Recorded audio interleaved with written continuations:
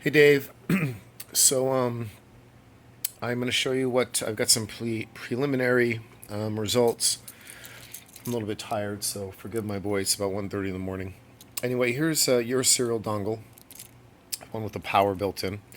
Here's another one that I have. So basically, my first experiment was just get this damn thing working, where I can connect with yours, I can connect with this, and I can talk to this box, right? All right. So that said, I have a terminal program here, and I was able to talk to it. There's your inquiry, and then the response to the inquiry in the 30, so everything works okay. All right. And in fact, I could send it right now, but no need to. Okay. Over here, I've made a little cable, fabricated this cable, and then taken the 3 leads off so I can get TX, RX, and ground. And we've got that up to the oscilloscope. Now, here's where the bad news comes.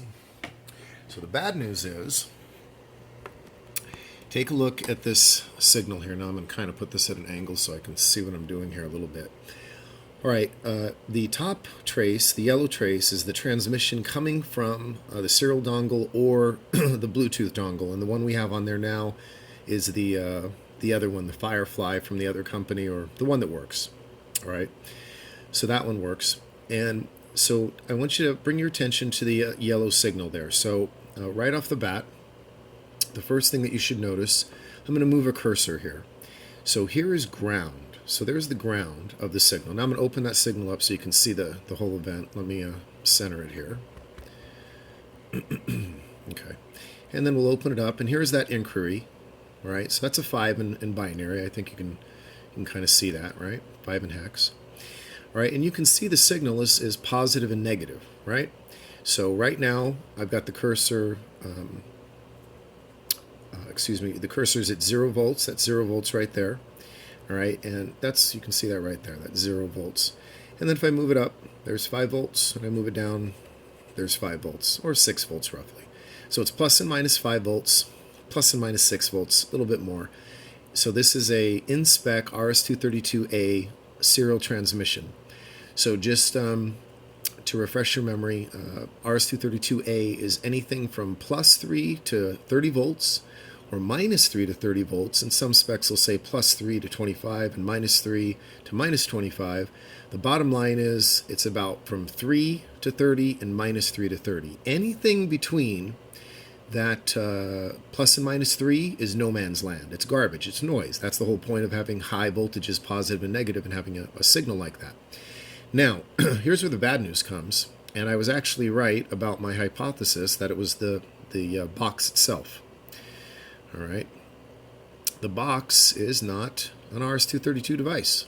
It is a TTL serial device, and I'm going to prove that to you right now. So the blue trace is the signal coming back from the box. All right, so the first thing your electrical engineering spidey sense should pop off is look where the ground is. So the signal is idle at ground. You see me moving that cursor? There's ground right there. It's idle at ground, shouldn't be at idle at ground. It should be idle at plus or minus 5, or plus or minus 12, or plus or minus 30, but plus or minus something, not ground. Ground is no man's land in RS-232. And TTL serial, ground is exactly what you want to be, ground, all right? Or you want to be at 3 or 5 volts. Then here's the response signal, and there it is. And it's going up at about 6 volts. So we've got a standard TTL serial response out of this thing. So the problem is the silver box is not RS-232A serial at all. It's TTL serial. So it can accept RS-232 serial incoming, that's the yellow line, right up top, that's our incoming transmission, which we've got plus and minus voltages, but it responds with the TTL serial. So these guys either don't know what they're talking about, or they lied, or they gave you wrong information. So the problem is that these dongles, the Max chip and the XR chip, are designed for, RS-232A signals. Now,